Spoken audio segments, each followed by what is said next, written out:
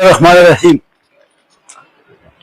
دا د دې روژې نه څه ورځې وړاندې او بیا خاص کر په دې روژه کې موږ ته د غلا د شب قدر بازار نه د موټرسایکلو د غلا سره رپورټونه ریپورټ شو چې په هغې باندې زمونږ د چارسدې ډي پي او صاحب سخت نوټس واخیسته. نو هغه د حمزه صاحب په نګرانۍ کې یو ټیم جوړ کړ چې په هغه ټیم کې زه اس ایچ او صاحب، ارشد خان، شیراز خان او محبوب خان دا پکې شامل وو. نو موږ په دې باندې په هیومن سورس باندې کار کاوه. نو په دې کې موږ د ملزمانو یو عنایت الرحمن ولد عزیز الرحمن سکنه ابوبکر الیاس حاج پېښور پند روډ او یو بختور شاه ولد صدا خان سکنه میا کلی پیر قلعه.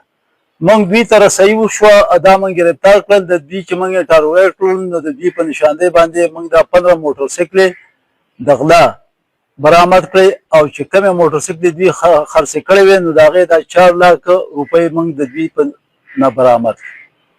مزید تفتیش تدوین جاری.